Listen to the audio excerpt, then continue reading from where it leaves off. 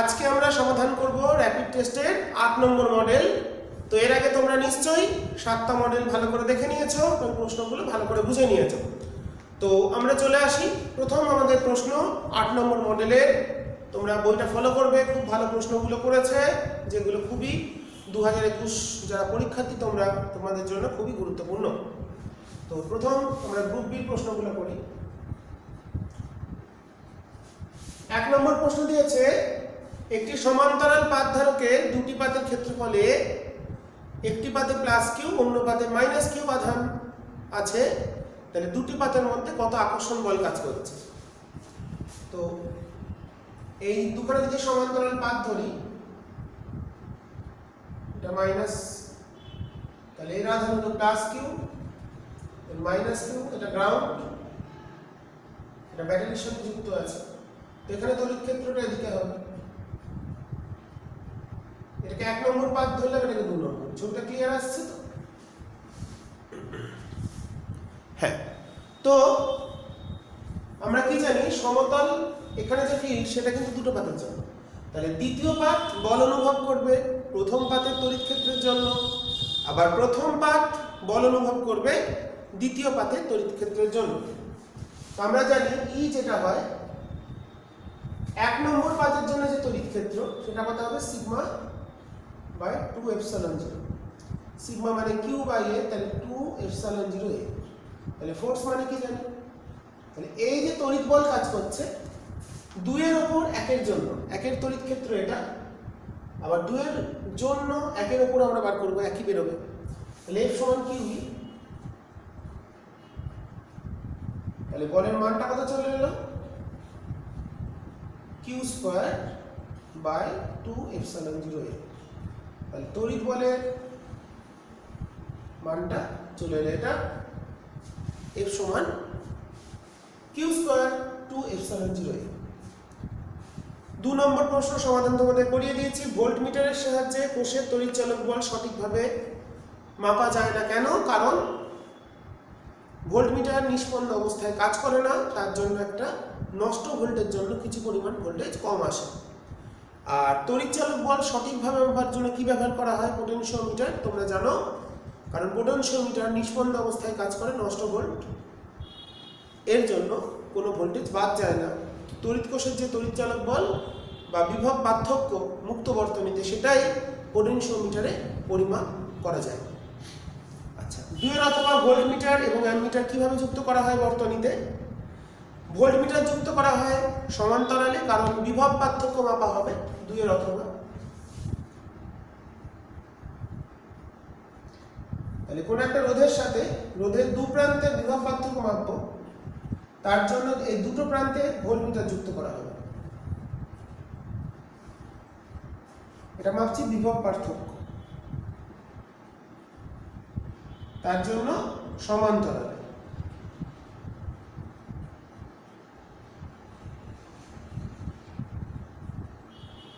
আর তড়িৎ প্রবাহ মাপার জন্য অ্যামমিটার যুক্ত করা হয় শ্রেণীতে, কারণ এখানে আইটা কনস্ট্যান্ট, আইটা এখান দিয়ে একই যাবে। তাহলে তড়িৎ প্রবাহ মাত্রা পরিমাপ করা হয়, তার জন্য অ্যামমিটার শ্রেণীতে। ঠিক আছে, এইভাবে তোমরা ছবির সাহায্যে ব্যাপারটা বুঝিয়ে দেবে কেন আমরা অ্যামমিটারকে শ্রেণীতে এবং ভোল্টমিটারকে সমান্তরালে যুক্ত করলাম। 3 কোশ্চেন, কোন তড়িৎ ক্ষেত্র একটি স্থির ইলেকট্রনকে গতিশীল করতে পারে কি? হ্যাঁ, নিশ্চয়ই পারে, কারণ তড়িৎ বলটা ইলেকট্রনের বেগের উপর বা আধানের বেগের উপর নির্ভর করে না, F সমান কিউ। তো যেহেতু ওটা বেগের উপর নির্ভর করে না, সেই কারণে তড়িৎ ক্ষেত্রে আধানটা গতিশীল হোক বা স্থির হোক, প্রত্যেক ক্ষেত্রেই স্থির বা গতিশীল উভয় আধানের উপরেই তড়িৎ বল কাজ করবে F সমান কিউ। ইলেকট্রনের ক্ষেত্রে F সমান মাইনাস ই ইন্টু ই, কারণ ইলেকট্রনের আধান মাইনাস ই। আর চৌম্বক ক্ষেত্র কি একই কাজ করতে পারবে? না, চৌম্বক ক্ষেত্র পারবে না, কারণ চৌম্বক বলের ফর্মুলা কি, F equals to q v cross v. V আছে বা মানটা হচ্ছে অ্যামপ্লিটিউড কত, q v v sine theta. তাহলে ভি যদি 0 হয় তাহলে চুম্বক বলের মান স্থির আধানের উপর চুম্বক বলের মান 0 হয়, অর্থাৎ ইলেকট্রনকে যদি স্থির ইলেকট্রনকে কোনো চৌম্বক ক্ষেত্রে স্থাপন করা হয় তাহলে তার উপর কিন্তু কোনো চৌম্বক বল কাজ করছে না, ফলে স্থির আধানটি স্থির থেকে যাবে। তাহলে তড়িৎ ক্ষেত্র গতিশীল করতে পারে। তড়িৎ ক্ষেত্র বা তড়িৎ বল সমান F সমান QE। এটা এই তড়িৎ বলটা বেগ নিরপেক্ষ,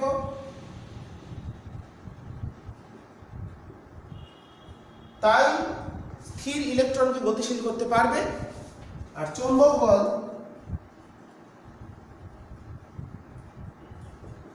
QVB sin থিটা বেগের উপর নির্ভরশীল,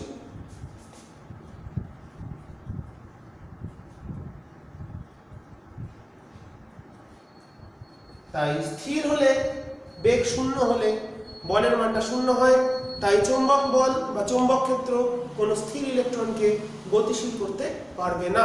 ঠিক আছে, এরপর আমরা পরের কোশ্চেনে চলে যাব। তোমরা ঠিক করে বিষয়টা লিখে নেবে যেগুলো করিয়ে দেওয়া হচ্ছে।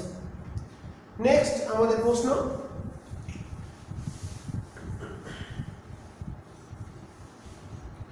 নেক্সট প্রশ্নে বলা হয়েছে একটি ইলেকট্রন এর আধান E আর ভর হলো m, ইলেকট্রনটিকে ভি বিভব প্রভেদে ত্বরান্বিত করা হয়েছে এবং পরস্পরের সাথে লম্বভাবে অবস্থিত তড়িৎ ক্ষেত্র E ও চৌম্বক ক্ষেত্রের মধ্যে পাঠানো হলো। আচ্ছা, যদি ইলেকট্রনটির গতিপথ বিচ্যুত না হয় তাহলে প্রমাণ করো E/m = E²/2vb²। আচ্ছা দেখি 3 অথবা, খুব ভালো প্রশ্ন। ইলেকট্রনটি ভি বিভবে পাঠালাম, তাহলে ই আধান বিশিষ্ট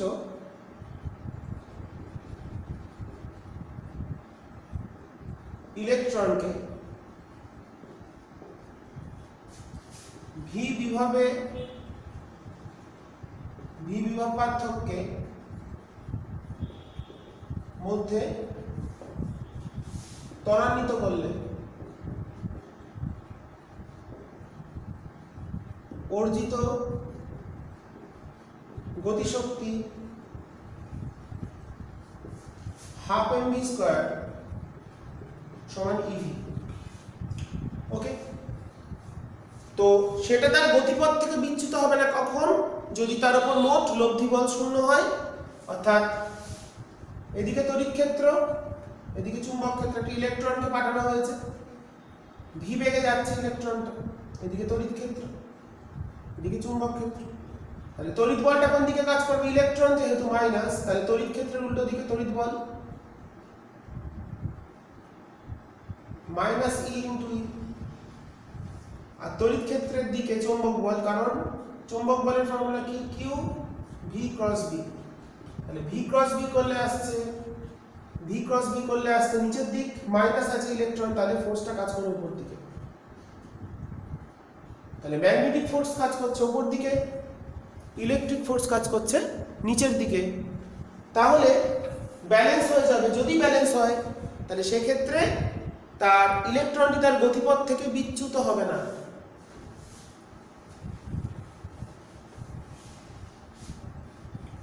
তাহলে কি লিখবো কথাটা? যদি ইলেকট্রনটি তার গতিপথ থেকে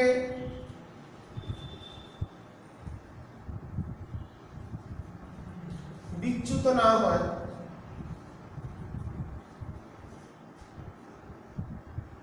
তবে EE সমান EVB। তড়িৎ বল আর চুম্বক বল সমান, তাহলে এখান থেকে E/B টা কত চলে এলো? V। V এর মানটা যদি আমরা এখান থেকে বসিয়ে দিই, তাহলে বা V এর মানটা এখানে বসিয়ে দিলে আমাদের E/m বার করতে হলে, তাহলে E/m টা কত আসছে? E/m আসছে v²/2v। তাহলে v টা কত আসছে? E/v, that is E²/2vb²। তাহলে ইলেকট্রনের আপেক্ষিক আধান বা E/m এর মান কত হলো? E²/2vb²। এটা খুব একটা ভালো প্রমাণ, তোমরা দেখে নেবে ভালো করে।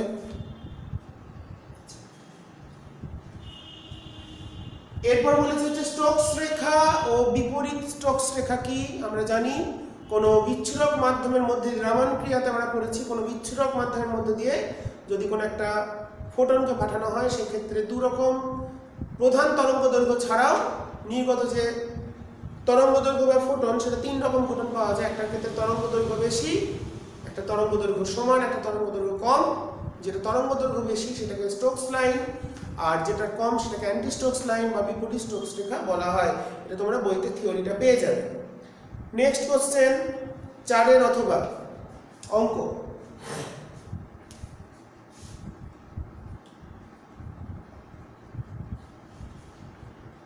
একটি প্রিজমের প্রতিসারক কোণ বলেছে 8 ডিগ্রি লাল ও বেগুনি বর্ণের ক্ষেত্রে প্রতিসারাঙ্ক লালের ক্ষেত্রে প্রতিসারাঙ্ক বলেছে মিউ রেড আর মিউ ভায়োলেট বলে দিয়েছে লালের ক্ষেত্রে প্রতিসারাঙ্ক বলেছে 1.644 আর বেগুনির বলেছে 1.664 এই দুটো বলে দিয়েছে প্রিজমের উপাদানের বিচ্ছুরণ ক্ষমতা নির্ণয় করো বিচ্ছুরণ ক্ষমতা বার করতে বলেছে আমি সূত্রটা লিখে দিচ্ছি তোমরা পড়ে নেবে খুব সহজ অঙ্ক বিচ্ছুরণ ক্ষমতা ওমেগা কি mu v minus mu r by mu average minus 1 বসিয়ে দেবে এটার কোনো একক হবে না তাহলে বেগুনি বর্ণের মিউ মাইনাস লাল বর্ণের মিউ বাই গড় মিউ মাইনাস 1 এর কোনো একক থাকবে না এটা এককবিহীন ভৌত রাশি 5 নম্বর ন্যান্ড গেট ব্যবহার করে কি করে অর গেট পাওয়া যায় তার বর্তনী চিত্র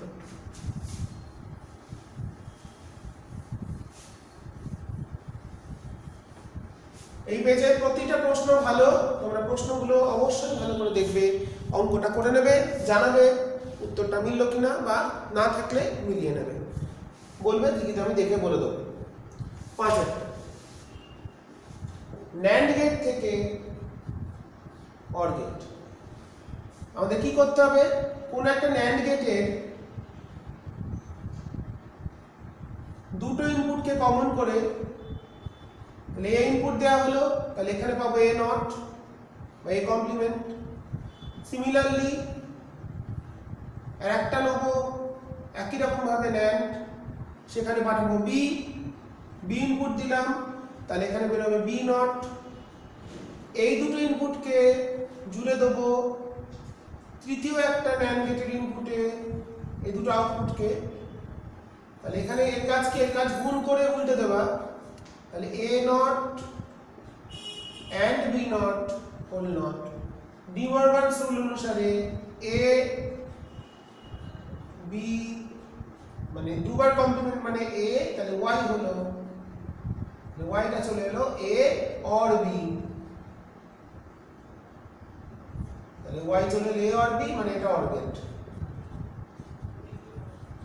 তাহলে এইভাবে আমরা ন্যান্ড গেট থেকে অর গেটের প্রশ্ন দিয়েছে বর্তনী চিত্রের সাহায্যে দেখাও এইটা ছবিটা এঁকে দিলেই আর যা ক্যালকুলেশন দেখিয়ে দিলাম এটা তোমরা করলেই পুরো নম্বর পেয়ে যাবে চলে যাই গ্রুপ সি তে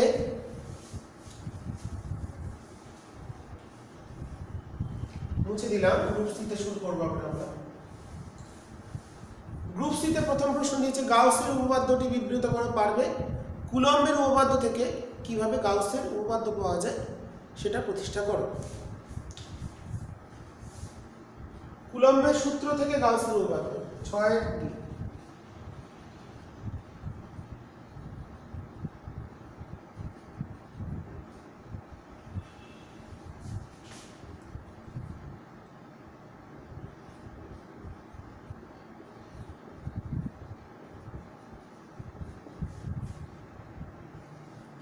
কুলম্বের সূত্র থেকে গাউসের উপপাদ্য কোন ধর একটা ধনাত্মক আধান আছে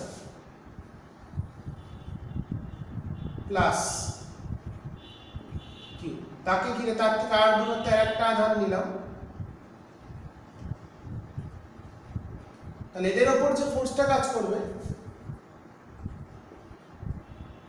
প্লাস কিউ আধানের উপর ফোর্সটা এদিকে তাহলে ফোর্সটা কত হবে 1/4πε0 কুলম্বের সূত্র লিখছি q dashed by r square towards, এটা বললাম a পয়েন্ট, এটা p, দ্যাট ইজ এদিকে। ঠিক আছে, সুতরাং p বিন্দুতে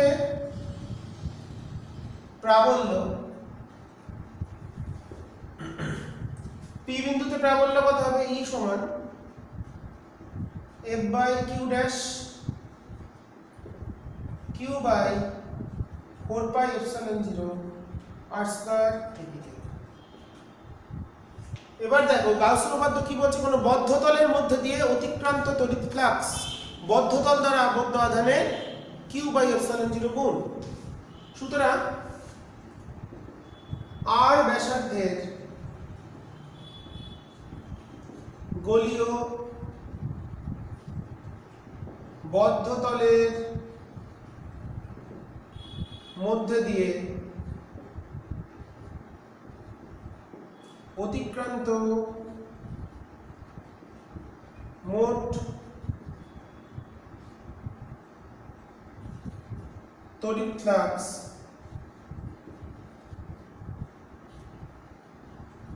phi সমান E ডট S। S মানে এই গোলকের ক্ষেত্রফল।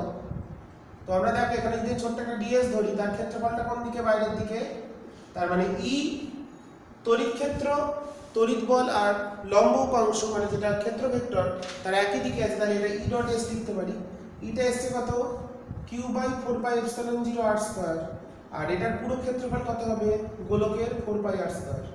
তাহলে আমাদের চলে এলো q/ε0। তাহলে বদ্ধ তলের ভিতর দিয়ে অতিক্রান্ত ফ্লাক্স q/ε0। এইভাবে তোমরা গাউসের উপপাদ্য প্রমাণ করে দিতে পারো কুলম্বের সূত্র প্রয়োগ করে। নেক্সট, প্রথমে গাউসের উপপাদ্য বিবৃত করা ছিল, 6 অথবাই যাবে এবার।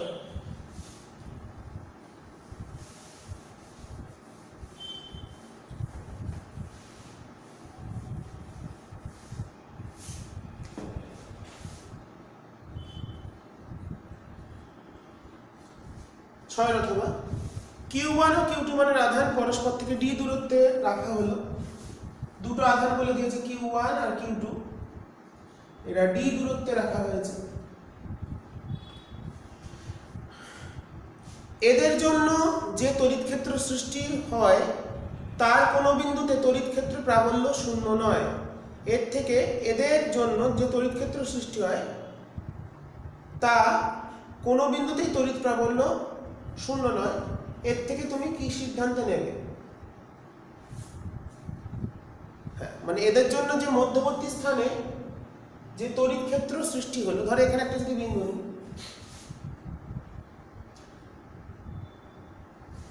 মধ্যবর্তী কোনো স্থানে যদি তড়িৎ ক্ষেত্রটা শূন্য হয়, তাহলে সেটা কোনো স্থানে যদি তড়িৎ ক্ষেত্র প্রাবল্য শূন্য নয় বলেছে, হয় না, তাহলে সেটার থেকে আমরা কি সিদ্ধান্ত নেব? দেখো, যদি এখানে আমরা কি জানি প্লাস আধানের জন্য তড়িৎ ক্ষেত্র কোন দিকে? বাইরের দিকে। মাইনাস আধানের জন্য তড়িৎ ক্ষেত্র ওই বিন্দুর সাপেক্ষে ভিতরে। তো কোন বিন্দুতে তড়িৎ প্রাবল্য দুটো আধানের জন্য শূন্য মানে কি বুঝি? দুজনের জন্য ক্ষেত্র প্রাবল্যের মান সমান ও বিপরীত। তাহলে সমান ও বিপরীত, তার মানে এখান থেকে আমরা বুঝতে পারছি এদের মধ্যে যেহেতু এদের মধ্যে অবস্থিত কোনো বিন্দুতেই ক্ষেত্র প্রাবল্য শূন্য নয়, সুতরাং এই আধান দুটি বিপরীত প্রকৃতির।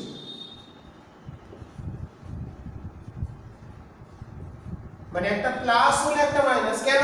যদি ধরি এটা প্লাস, এটা ধরি মাইনাস, তাহলে এই বিন্দুতে প্লাসের জন্য প্রাবল্য হবে এদিকে, মাইনাসের জন্য মাইনাসের দিকে। দেখো দুটো কিন্তু ক্যান্সেল হচ্ছে না, দুটো প্রাবল্য একই দিকে। যেহেতু এদের মাঝের কোনো বিন্দুতে তড়িৎ ক্ষেত্র প্রাবল্য শূন্য নয়, তাহলে মনে রাখতে হবে যদি মাঝে শূন্য হতো তাহলে অবশ্যই দুটোর প্রকৃতি একই হতো, মানে দুটোই প্লাস হতো। কিন্তু যেহেতু একটা প্লাস একটা মাইনাস, তাই এর থেকে আমরা কি সিদ্ধান্ত এলাম, এরা কখনোই, কারণ শূন্য বিপরীত প্রকৃতি, যার ফলে উভয় আধানের জন্যই প্রাবল্য কোন বিন্দুতে একই অভিমুখে ক্রিয়াশীল। একই অভিমুখে হলে তারা নিশ্চয়ই ক্যান্সেল হবে না, যদি বিপরীত অভিমুখে হতো তবে ক্যান্সেল হতে পারত। যেহেতু এরা একই অভিমুখে ক্রিয়াশীল হচ্ছে, দুটো কখন হচ্ছে, যদি দুটো আধানের প্রকৃতি ভিন্ন হয়, একটা প্লাস হয় একটা মাইনাস হয়, তখন কিন্তু জিরো হবে, তাছাড়া তখন জিরো হবে না। আর যদি দুটো একই প্রকৃতির হতো, যদি দুটোই প্লাস ধরতাম, ধর এটাও প্লাস এটাও প্লাস, তাহলে এই বিন্দুতে এই প্লাসের জন্য এদিকে আর এর জন্য এদিকে, তাহলে কিন্তু ক্যান্সেল হয়ে যাচ্ছে, বা এখানে আমাদের ব্যালেন্স হবার বা সাম্য সৃষ্টি করার বা প্রতিমিত হবার সম্ভাবনা থাকছে, তাহলে ভিতরে শূন্য হতে পারে। কিন্তু যদি দুটো বিপরীত প্রকৃতি হয়, মানে একটা প্লাস একটা মাইনাস হয়, সেক্ষেত্রে কখনোই এদের সংযোজক সরলরেখার উপরিস্থিত কোনো বিন্দুতে প্রাবল্য কখনোই শূন্য হবে না। তাহলে শূন্য হবে না কখন, যদি এদের প্রকৃতি ভিন্ন হয়। দেখা হচ্ছে সমবিভব তলকে তড়িৎ বলরেখাগুলি লম্বভাবে ছেদ করে, আমি আগের দিন বলে দিয়েছি আগের ভিডিওতে। এরপর জলের পরাবৈদ্যুতিক ধ্রুবক 79, কিন্তু জলকে ধারকের দুটি পাতের মধ্যে পরাবৈদ্যুতিক হিসাবে ব্যবহার করা যায় না কেন? কারণ এটা তরল পদার্থ, তরল পদার্থকে ব্যবহার করতে আমরা কখনোই পারবো না, ব্যবহার করাটা সমস্যাজনক বলতে পারি। তার ক্ষেত্রে পরিবর্তে আমরা কাগজ, অভ্র এগুলো ব্যবহার করে থাকি। প্রধানত কারণ হচ্ছে তরল পদার্থগুলো। আচ্ছা, এরপর এছাড়াও আমরা এটা জানি একটা পোলার ডাইইলেকট্রিক, সেটাও আমরা বলতে পারি। পোলার ডাইইলেকট্রিকের জন্য সমস্যা হতে পারে তরল পদার্থ প্রধানত। আচ্ছা, 7 বি অঙ্ক। 7 বিতে কি বলেছে? বলছে 10 সেমি এবং 16 সেমি ব্যাসের দুটো গোলককে 15 স্ট্যাট কুলম এবং 11 স্ট্যাট কুলম আধান আছে। তাহলে একটা 10 সেন্টিমিটার, 10 সেন্টিমিটার ব্যাস, তাহলে ব্যাসার্ধ হলো 5 সেমি। দ্বিতীয়টা হচ্ছে 16 সেমি, তাহলে এর ব্যাসার্ধ হচ্ছে 8 সেমি। 10 সেমি আর 16 সেমি ব্যাস বলেছে, তাই আমরা এখানে এদের ব্যাসার্ধ বার করলাম 5 আর 8। প্রথমটার আধান বলেছে 15 ইএসইউ বা স্ট্যাট কুলম, দ্বিতীয়টা বলেছে 11 ইএসইউ। তাহলে এর বিভব কত? প্রথমটার বিভব হচ্ছে 15/5 Q/R, Q1 Q2। আর দ্বিতীয়টার বিভব কত? 11/8 ইএসইউ।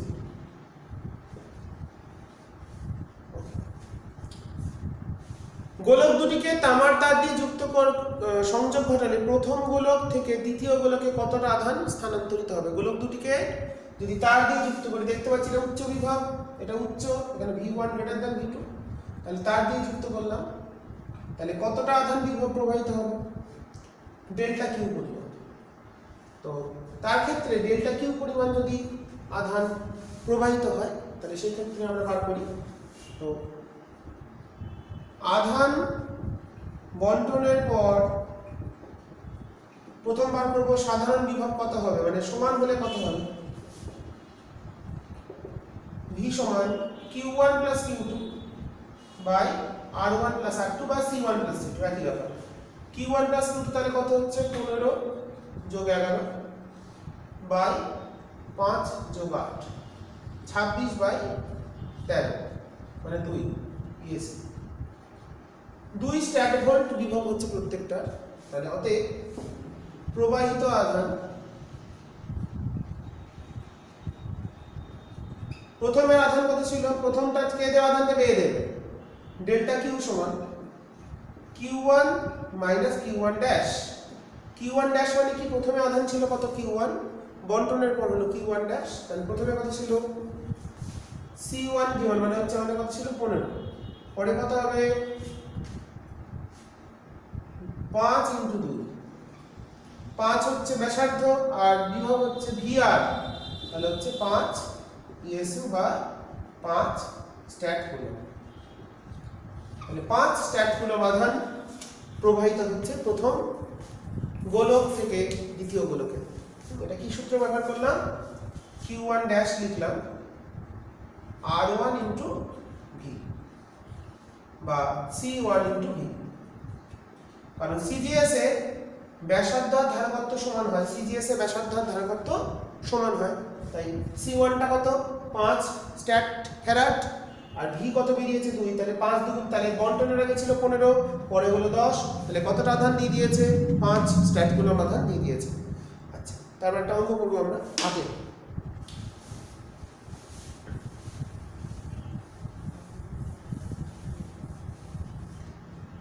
এরপর চলে যাব 8 প্রশ্নে। বর্তনী দিয়েছে,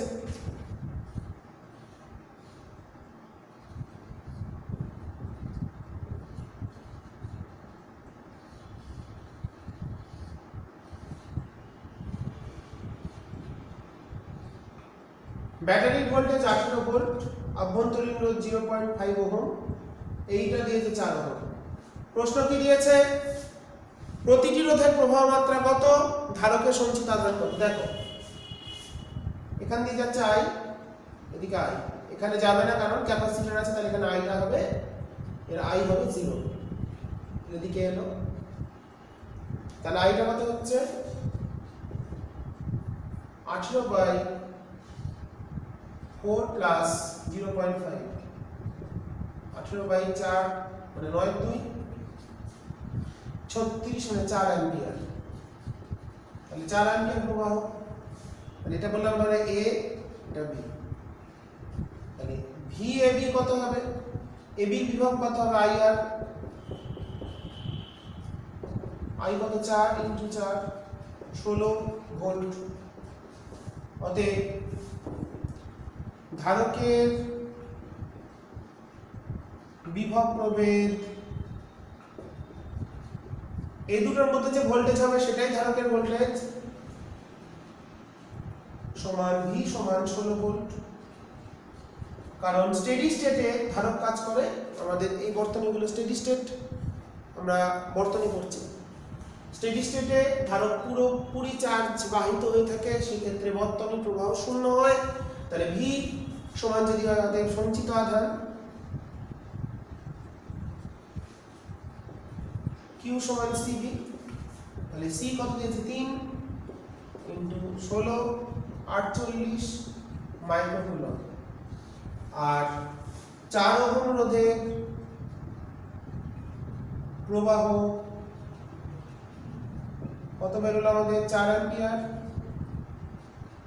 আর 8 ওহম রোধে প্রবাহ 0, কারণ ধারক যুক্ত আছে, পুরো ভোল্টেজটা একাই খেয়ে নিয়েছে, তারপরে 8 ওহম রোধের মধ্যে দিয়ে কোনো প্রবাহ যাবে না। এরপর চলে যাব আমরা পরবর্তী প্রশ্ন। কারশফের প্রথম সূত্র আধানের সংরক্ষণ বলে কেন, কারণ সেক্ষেত্রে সামেশন I 0 হয়, তাহলে সামেশন dq dt 0, তাহলে কিউটা কনস্ট্যান্ট, কিউটা কনস্ট্যান্ট থাকবে, মানে কিউ এর সামেশন অফ কিউ কনস্ট্যান্ট, সেই জন্য আধান সংরক্ষণ সূত্র বলা হয়। আচ্ছা, এটা অঙ্ক দেখা যাক।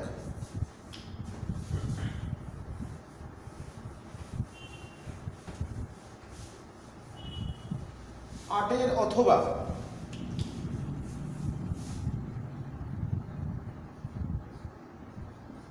বি এর দাগের প্রশ্ন। 2 ভোল্ট তড়িৎচালক বল 2 ওহম আভ্যন্তরীণ রোধ 24টি সদৃশ্য তড়িৎ কোষকে কিভাবে যুক্ত করলে 3 ওহম বাহ্যিক রোধে সর্বোচ্চ প্রবাহ পাওয়া যাবে।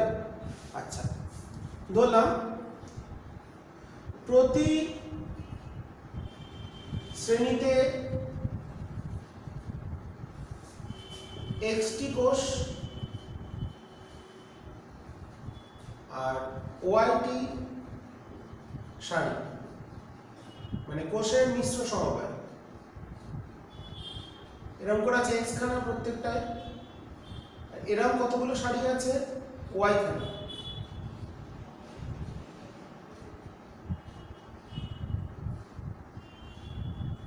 তিনটা আঁকলাম, এটা হচ্ছে ওয়াই খানা আছে, এখানে আছে ওয়াই খানা।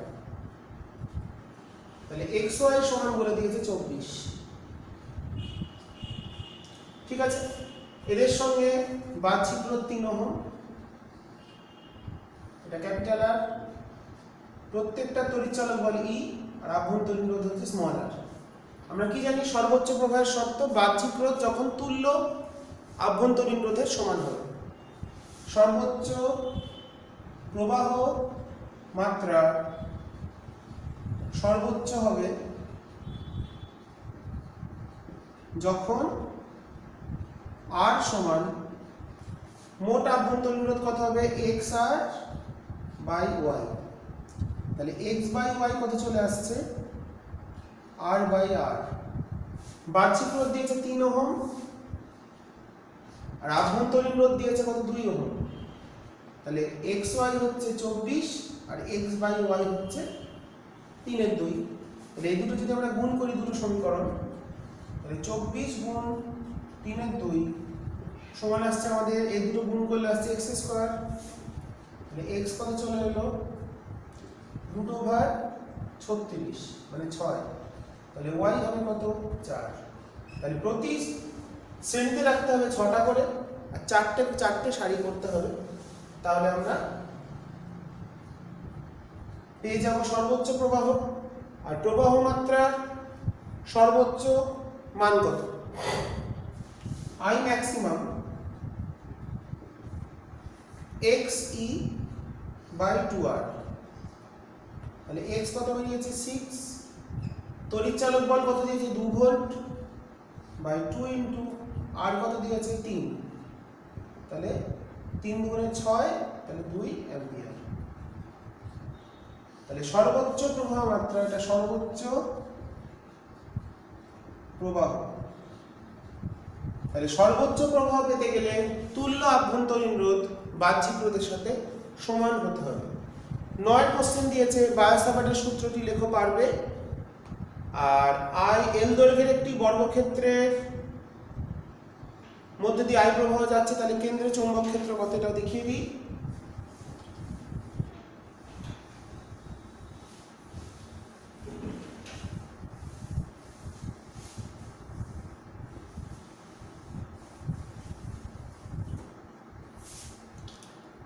বি এই হচ্ছে একটা বর্গক্ষেত্র লুপ, এর বাহু দিয়েছে এল, এখান দিয়ে আই প্রবাহ যাচ্ছে, কেন্দ্রে চুম্বক ক্ষেত্র বলে। কারেন্টটা হচ্ছে অ্যান্টি ক্লকওয়াইজ ধরেছে, তাহলে এখানে ডট হবে, মানে আউটওয়ার্ড বা চুম্বক ক্ষেত্রটা বাইরের দিকে হবে। তাহলে অ্যাঙ্গেল গুলো কত করে আসছে 45 ডিগ্রি। আর এইটুকুনি আসছে কত, এইটুকুনি দূরত্ব আসছে l/2, হচ্ছে x। আমরা কি জানি, আমরা জানি কোন একটা তারে যদি আই প্রবাহ যায়, কেন্দ্রে θ1 আর θ2 কোণ উৎপন্ন হয়, আর এইটুকুনি যদি x হয়, এইটুকুনি যদি x হয়, তাহলে এখানে বিটা কত হয়, বি এর ফর্মুলা আমরা জানি μ0/4π I/x sin θ1 প্লাস sin θ2। এরকম দেখো কতগুলো আছে, 1 2 3 4টে। তাহলে সুতরাং প্রশ্ন কি ছিল, বর্গক্ষেত্রের কেন্দ্রে চৌম্বক ক্ষেত্র বি সমান হবে 4 ইন্টু 4টে লুপ আছে বলে 4 μ0/4π I/x টা কত বেরিয়েছে, এইটুকুনি হচ্ছে l/2, দুটো sin 45 মানে 2 ইন্টু 1/√2। তাহলে এটা কত আসছে, 4 4 কেটে গেল। তাহলে এটা আমি লিখি 4 4 2 8 μ0 I এটা আসছে 4 2 8 2 16 বাই আসছে 4 √2 পাই এল। কাটাকুটি করতে পারো, আবার নাও করতে পারো, এরকম রাখতে পারো। তাহলে 4 16 মিউ 0 আই বাই 4 √2 পাই এল, এটা হচ্ছে কেন্দ্রে চুম্বক ক্ষেত্র। এটা কাটাকুটি করলে আসছে আমাদের 4 কেটে গেল, 4 থাকলো মানে 2 √2 মিউ 0 আই বাই পাই এল। এটাই হচ্ছে কেন্দ্রে চৌম্বক ক্ষেত্রের মান। পরের প্রশ্নটি আছে 9 অথবা রে, দুটি সমান্তরাল তারের মধ্যে ক্রিয়াশীল বলের ধারণা থেকে এসআই এককের সংজ্ঞা দাও। জানো, আমরা কি জানি, দুটো তার যদি পরস্পর থেকে 1 মিটার দূরত্ব থেকে তাদের ভেতর দিয়ে যে পরিমাণ প্রবাহ গেলে তারের প্রতি একক দৈর্ঘ্যে ক্রিয়াশীল বলের মান হবে, প্রতি 1 মিটার দৈর্ঘ্যে ক্রিয়াশীল বলের মান হবে 2 × 10⁻⁷ টেসলা ক্রিয়াশীল 10⁻⁷ নিউটন। সেই পরিমাণ, যে পরিমাণ প্রবাহ গেলে এই ঘটনা ঘটবে, প্রতি 1 মিটার দৈর্ঘ্যে ক্রিয়াশীল বলের মান হবে 2 × 10⁻⁷ নিউটন। তাকেই বলা হচ্ছে 1 অ্যাম্পিয়ার। এটা তোমরা বইতে পেয়ে যাবে, দেখে নেবে। আচ্ছা, হাইড্রোজেন পরমাণুতে আর ব্যাসার্ধে ভি বেগে একটি ইলেকট্রন আবর্তন করছে, ইলেকট্রনের আধান ই। তাহলে এর দরুন চুম্বক ভ্রামক কত হবে? EVR/2। আগের দিন আমি দেখিয়ে দিয়েছি, একটা বোর ম্যাগনেটন করিয়েছি আগের মডেলে, আগের বা তার আগের মডেলে হবে, করিয়েছি, এটা দেখে নেবে। গ্যালভানোমিটারের প্রবাহ সুবিধিতা কাকে বলে? dθ/di। একক প্রবাহ মাত্রা পরিবর্তনের জন্য গ্যালভানোমিটারের যে কাঁটার বিক্ষেপ dθ/di বা θ/i BNA/c। সূত্রটা b মানে ম্যাগনেটিক ফিল্ড, n হলো পাক সংখ্যা, বাই হচ্ছে a, বাই হচ্ছে মানে বিনা সাইন থিটা, বিনা টাউ ইকুয়ালস টু বিনা সাইন থিটা। এখান থেকে আমরা করব। আচ্ছা, তারপরে চলে আসছি নেক্সট আমাদের 10-এর বিয়ের একটা অঙ্ক। এটাও তোমাদের গ্যালভানোমিটার থেকে অ্যামিটারে কনভার্সনে বেশ কিছু অঙ্ক করিয়ে দিয়েছি, তোমরা এটা চেষ্টা করবে। এটা আমি করাচ্ছি না, একই অঙ্ক। শান্ট যুক্ত করতে S = G/n-1, I মানে হচ্ছে n মানে হচ্ছে I/Ig। অঙ্ক তাও লিখে দিই সূত্রটা,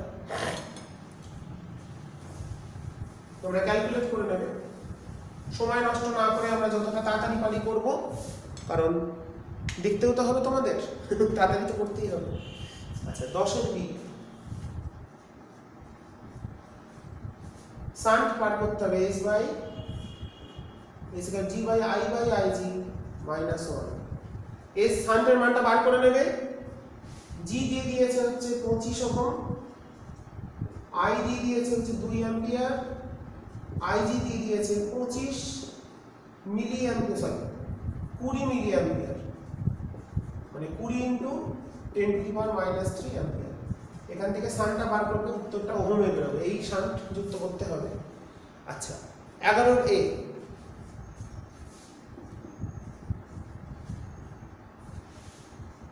কোন লেন্সের ক্ষেত্রে প্রতিবিম্ব গঠনের ক্ষেত্রে বর্ণা প্রেরণের কারণে অস্পষ্ট প্রতিবিম্ব গঠিত হয়? এই ত্রুটির কারণ কি? আমরা কি জানি, 1/f = μ - 1 × 1/r1 × 1/r2। আর কি জানি, μ = a + b/λ²। তো বিভিন্ন colour, lambda red, lambda blue এর থেকে বড়, আমি ভায়োলেট বলছি না, নীল আর লালের কথা বলছি। তাহলে দেখো, লাল বর্ণের তরঙ্গ দৈর্ঘ্য বড়, তাহলে এই সূত্র অনুসারে 25 ফর্মুলা থেকে বলতে পারি μ1 > μb। μ1 টা ছোট হবে, μ যার ছোট হবে f তার বড় হবে, অতএব f red > f blue। তার মানে যখন একটা উত্তল লেন্সের মধ্যে দিয়ে যখন একটা সাদা আলো পাঠাবো, তার ক্ষেত্রে প্রতিবিম্ব গঠনের ক্ষেত্রে লালটা দূরে গঠন হবে, ফোকাস FR, আর এই ব্লুটা কাছে উৎপন্ন হবে। এটাকেই বলা হচ্ছে বর্ণা প্রেরণ বা ক্রোমাটিক অ্যাবারেশন বা বর্ণাপেরণ ত্রুটি। তাহলে বিভিন্ন বর্ণের ক্ষেত্রে ফোকাস দৈর্ঘ্যগুলো আলাদা আলাদা বিন্দুতে কাজ করে। জাস্ট এই সূত্র দিয়ে ব্যাখ্যা করব। তাহলে কি শিখলাম? যার ল্যামডা বড় তার মিউ কম, যার মিউ কম তার এফ বড়। তার মানে যার ল্যামডা বড় হবে তার ফোকাস দৈর্ঘ্য বড় হবে। তার ফলে বিভিন্ন কালারের জন্য ফোকাসগুলো ভিন্ন ভিন্ন বিন্দুতে উৎপন্ন হয়। এটাকেই বলা হয় বর্ণাপেরণ ত্রুটি।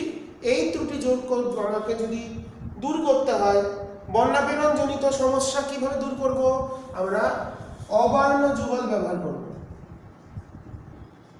অবর্ণ যুগল ব্যবহার করতে হবে, করলে বর্ণাপেরণ ত্রুটি দূর হবে। এবং এর ক্ষেত্রে শর্ত কি?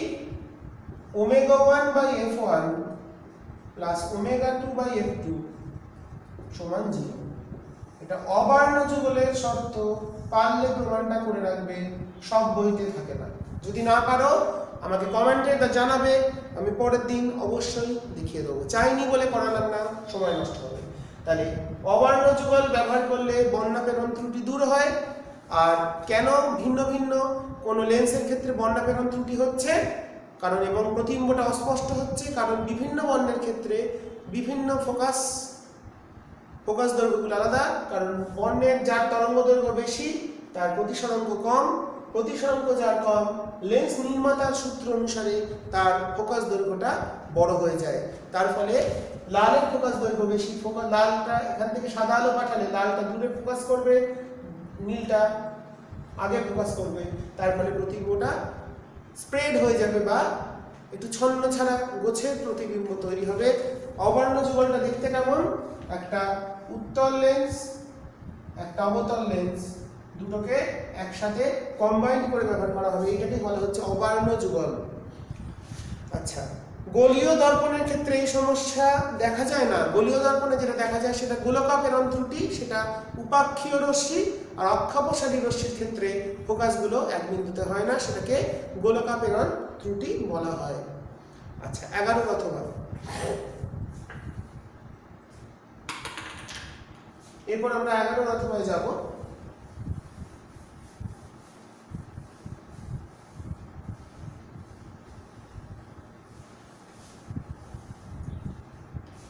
অথবা কি বলেছে? একই ফোকাস দৈর্ঘ্যের একটি উত্তল লেন্স এবং উত্তল দর্পণকে জলে ডোবানো হলো। নিমজ্জিত অবস্থায় উভয় ফোকাস দৈর্ঘ্যের কি একই থাকবে না কারণ সহযোগ? আমরা কি জানি? দর্পণের ফোকাস দৈর্ঘ্য মাধ্যমের প্রতিসরাঙ্কের উপর নির্ভর করে না। f = r/2 দর্পণের ক্ষেত্রে। 11 অথবা।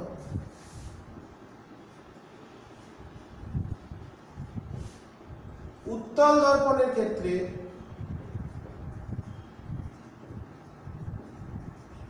আমরা কি জানি? f = r/2। এটা not a function of mu. Mu এর অপেক্ষক নয়, মাধ্যমের প্রতিসরাঙ্ক নিরপেক্ষ। কিন্তু যদি আমরা উত্তল লেন্স ভাবি, লেন্সের ক্ষেত্রে 1/f AR বায়ু মাধ্যমে কত হবে?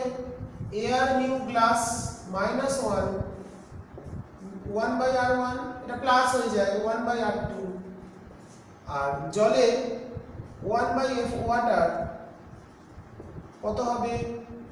ওয়াটার মিউ জি -1 1/r1 প্লাস 1/r2। তাহলে দেখো এই জায়গাটা চেঞ্জ হচ্ছে এবং দেখা যায় গণনা করে মিউ জি যদি বসাই 3/2 আর মিউ এ 1 আর মিউ ওয়াটার যদি বসাই 4/3, তাহলে দেখা যায় এফ ওয়াটার আসবে 4 × f AR। বায়ু মাধ্যমে ফোকাস দৈর্ঘ্য যা তার তুলনায় 4 গুণ হয়ে যাবে জলের মধ্যে উত্তল লেন্সের, কিন্তু দর্পণেরটা বায়ুতেও যা হবে জলের মধ্যেও তাই হবে। আচ্ছা, এবার কি বলেছে? জলের অভ্যন্তরে বায়ুর বুদবুদ কি ধরনের অভিসারী না অপসারী তোমরা জানো? লঘু থেকে ঘনতে যাচ্ছে, তাহলে অপসারী লেন্সের মতন আচরণ করবে, কারণ বায়ুর বুদবুদ ভেতরটা লঘু, বাইরেটা ঘন। আচ্ছা, কোন শর্তে প্রথম এবং দ্বিতীয় মুখ্য ফোকাস দৈর্ঘ্য সমান হয়? যদি লেন্সের দুটো তলের বক্রতা ব্যাসার্ধ সমান হয়, সেই ক্ষেত্রে প্রথম আর দ্বিতীয় মুখ্য ফোকাস দুটো তলের বক্রতা ব্যাসার্ধ সমান হলে। আচ্ছা, তারপরে প্রমাণটা সহজ প্রমাণ, বইতে পেয়ে যাবে, f = mx/1 + m²।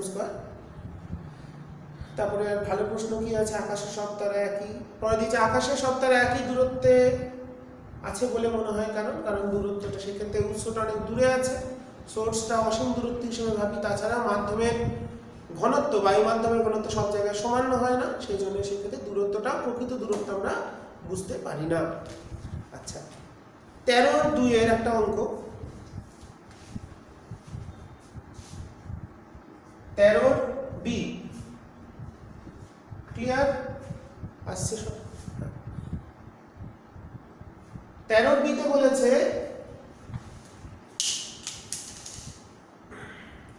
একজন ব্যক্তি 2 মিটার দূরের বস্তুকে স্পষ্টভাবে দেখতে পায়, তার চোখে কি ধরনের ত্রুটি আছে, দূরের দর্শনটা নষ্ট হয়ে গেছে, মানে অসীম দূরত্ব থেকে আগত কোনো আলো সে স্পষ্টভাবে দেখতে পারে, মায়োপিয়া ত্রুটি।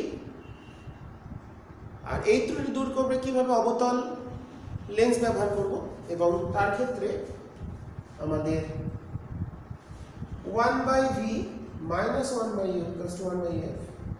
তাহলে আমাদের কি বস্তুটা কোথায় আছে, অসীমে আছে, প্রতি 2 মিটার দূরে, তাহলে 1/-200 মানে ভিটা আছে 2 মিটার, তাই মাইনাস,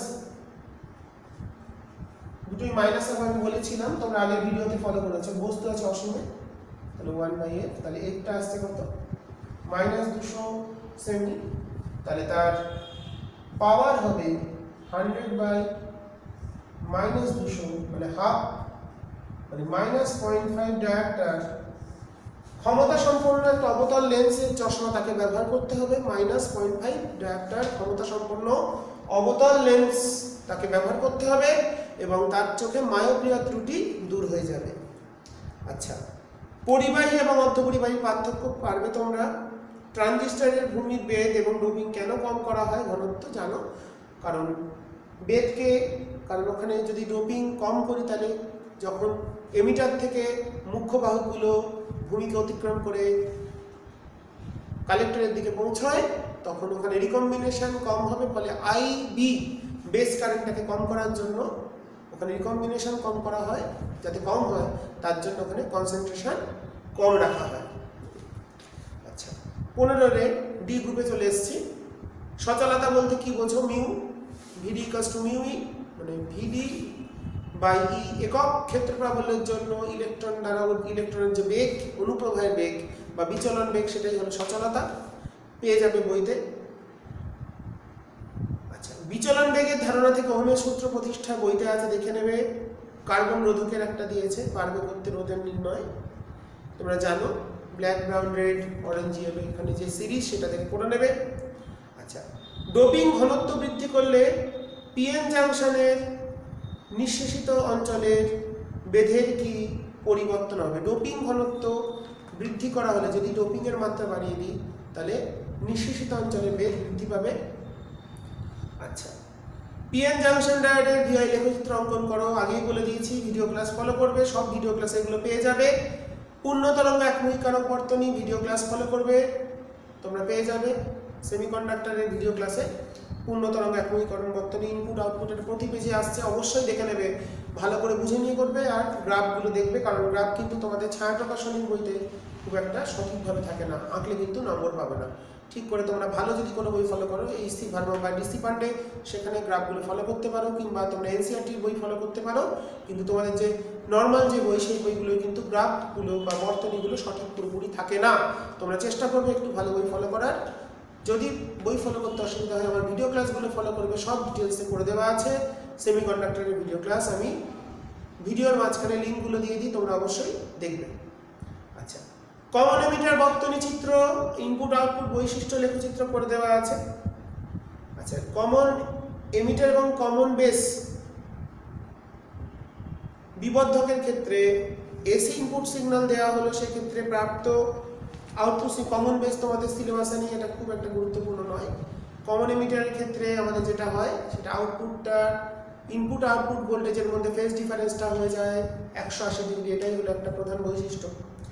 তারপরে ইয়ংয়ের দ্বিরেখাচিত্র পরীক্ষায় একবর্ণী আলোর পরিবর্তে সাদা আলো ব্যবহার করলে কি হবে, এটা মোস্ট প্রবলি প্রথম দিকে বলে দিয়েছিলাম। সাদা আলো ব্যবহার করলে কেন্দ্রীয় উজ্জ্বল পুটিটা সাদা হবে এবং তার পার্শ্ববর্তী যে বর্ণালী বলছি ফ্রিঞ্জ যেগুলো ঝালরগুলো প্রত্যেকটা কালারের জন্য তৈরি হবে, কিন্তু কেন্দ্রটা উজ্জ্বল। এটা তোমরা ছায়া প্রকাশনী হটসে বা যে প্রশ্নগুলো থাকে 2 নম্বরের সেখানে বা সাঁতরা পাবলিকেশনের বইতে পেয়ে যাবে।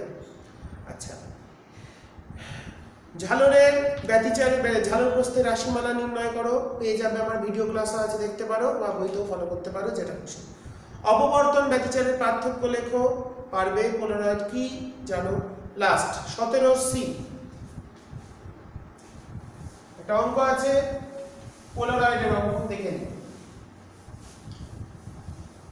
17 দাগে সি একটা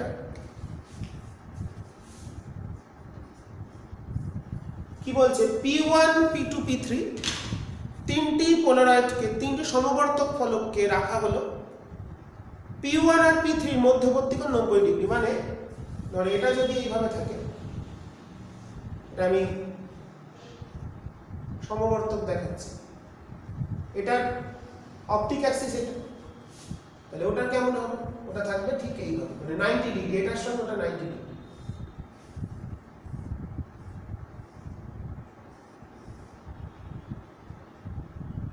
ঠিক আছে, এটা তাহলে অ্যাঙ্গেলটা কত হলো? এটা হলো 90 ডিগ্রি। দুটো অক্ষের, মানে একটা যদি এরকম থাকে, একটা যদি এরকম রাখি, তাহলে এটা রাখবো এরকম, এটা এরকম আছে আর ওটা আছে কেমন এরকম আছে, ওটা তো দেখানো সম্ভব নয়। আচ্ছা, এটা P1, এটা P2 P3, তাহলে P1 P3 এর মধ্যবর্তী কোণ হলো 90 ডিগ্রি। আচ্ছা, P1 আর P2 এর মধ্যবর্তী কোণ 30, এটা ছিল P1 এটা, তাহলে 30 মানে এরকম থাকবে।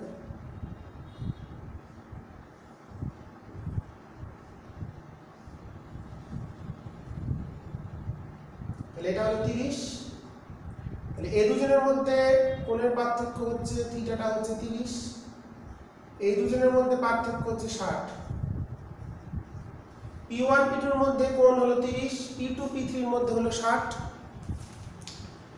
আচ্ছা, I0 তীব্রতার অসমবর্তিত আলো P1 এর উপর দিয়ে আপতিত হলো, এখান থেকে I0,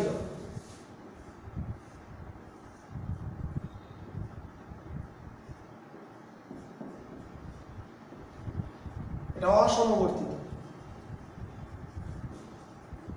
তাহলে এখান দিয়ে যখন যেটা বেরোবে সেটা সমবর্তিত। খুব ভালো অঙ্ক দিয়েছে এটা। এটা কিন্তু তাহলে এর তীব্রতা হবে, এটাকে আমি বললাম প্রথম থেকে যেটা বেরোবে সেটা তীব্রতা কত হবে? I0/2। এটা কি রুল ব্যবহার করা হলো? 1/2 রুল। অসমবর্তিত আলো যখন একটা সমবর্তক ফলকের ভিতর দিয়ে যায় তার তীব্রতাটা হাফ হয়ে যায়। এটা I0 পাঠিয়েছি, এখানে বেরোলো কত? I0/2 বেরোলো। আচ্ছা, তাহলে এবার চলে আসছে ম্যালাস ল। আমাদের উত্তর কি জানতে চেয়েছে? ফাইনাল তীব্রতা P1 P2 P3 থেকে। তাহলে এখান দিয়ে যেটা বেরোবে সেটা তীব্রতা কত হবে? এটা বললাম I1 হবে, আর এখান দিয়ে যেটা বেরোবে সেটা বললাম I2 হবে। তাহলে I1 টা কত হবে? P2 দিয়ে যেটা বেরোবে, তাহলে P1 দিয়ে বেরোচ্ছে, P1 দিয়ে যেটা বেরোবে তার তীব্রতা কত হলো? I0/2। আচ্ছা, P2 দিয়ে যেটা বেরোবে, P2 দিয়ে যেটা বেরোবে তার তীব্রতা তাহলে কত হবে? I0/2 cos square 30। কোন সূত্রটা? ম্যালাসের সূত্র।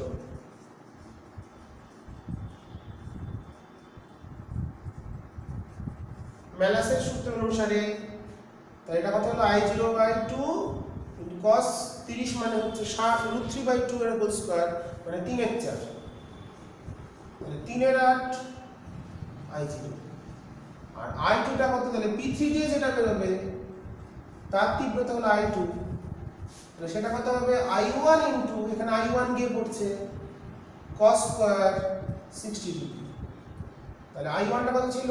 3/8 I0 cos 60 মানে হাফ, মানে 1/4, হাফ স্কয়ার মানে 1/4, মানে 3/32 32 I0।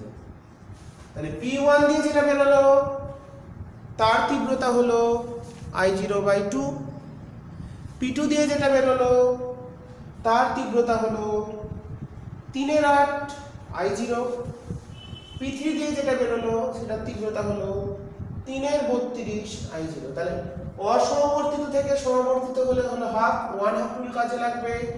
এটা এখানে যখন বললো তার তীব্রতা কত হলো I0/2 cos স্কয়ার 30, কারণ এর সঙ্গে এর কোণটা বলেছে 30 cos স্কয়ার 30, আর এটার সঙ্গে এটার কোণ কত হচ্ছে 60, এটা বলেছে 90, 90 থেকে 30 বিয়োগ করলে 60 হয়। তাহলে হলো I1 ইনটু cos স্কয়ার, এটা হলো I1 into cos square 60, cos 60 হলো হাফ, হাফের স্কয়ার মানে 1/4, তাহলে হলো 3/32 I0। ঠিক আছে, তো আমরা মডেল 8-এ বেশ কিছু ভালো ভালো প্রশ্ন করলাম। আর এখানে হ্যাঁ একটা প্রশ্ন বাদ দিয়ে গেছি, 13 অথবাটা আমার চোখে এখন পড়লো হঠাৎ করে। 13 অথবাটা একটু করিয়ে দিই, দেখে নাও।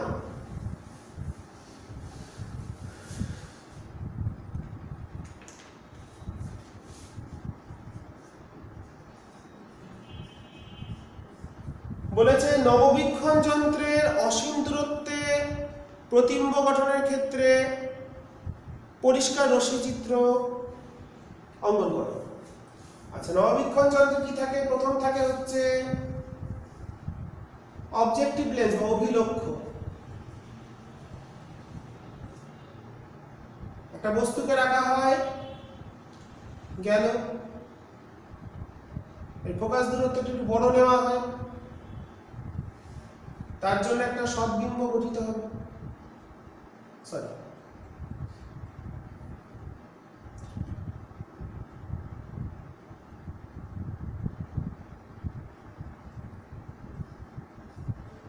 এখানে ধরো ফোকাস আছে FO, এটাও তাহলে এটা যা হবে এটা তাই হবে, আঁকাটা একটু ভুল হয়ে যাচ্ছে।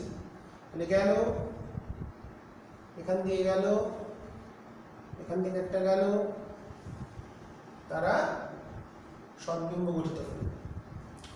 এবং এখানে যেটা গঠন হলো তাহলে এটা হলো প্রথম ইমেজ। যদি PQ হয়, এটা P1 স্মল PQ। এবার এটাকে ফাইনাল ইমেজটা বলেছে কি অসীমে ফোকাসিং, মানে দ্বিতীয় লেন্স মানে অভিনেত্র লেন্স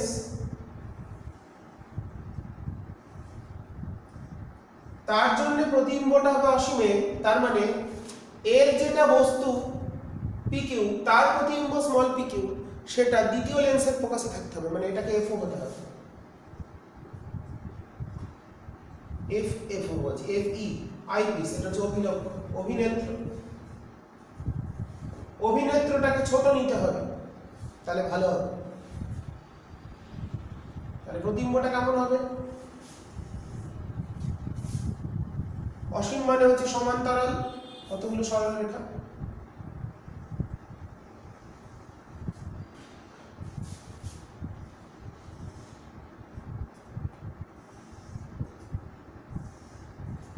এগুলোকে আমরা ডট ডট দেবো।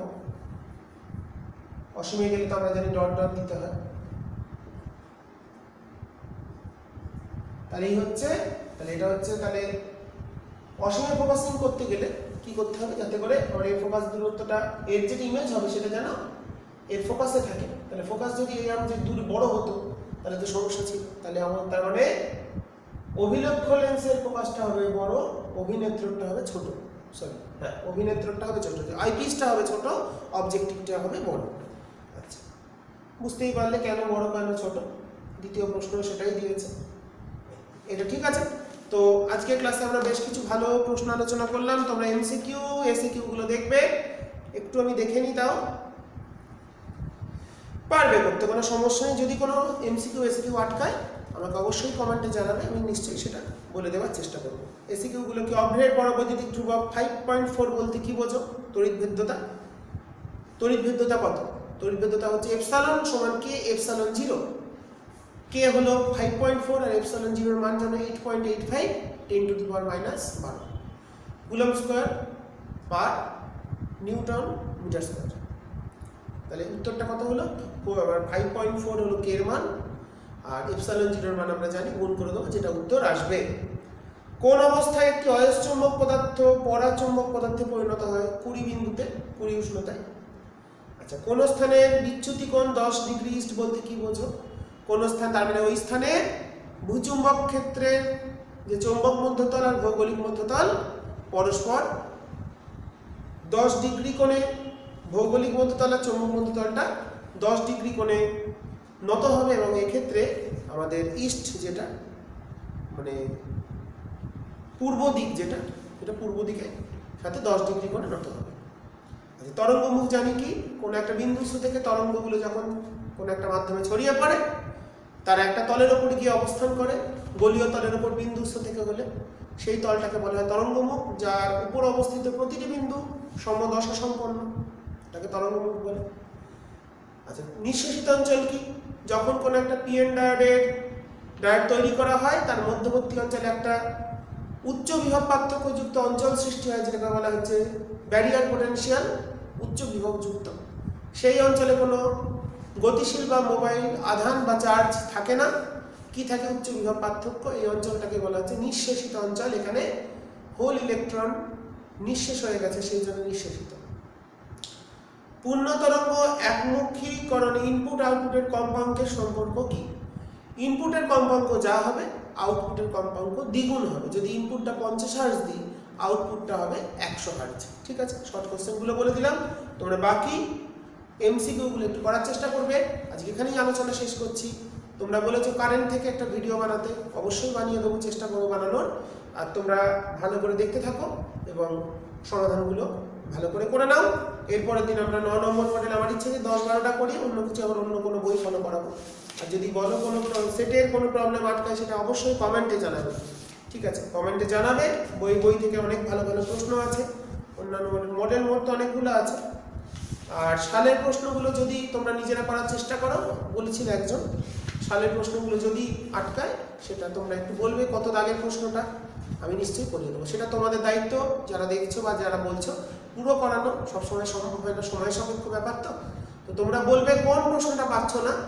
তোমরা শুধু সালের প্রশ্ন বা পেজ নাম্বার দিয়ে এই বই যাদের আছে তারা ফলো করবে।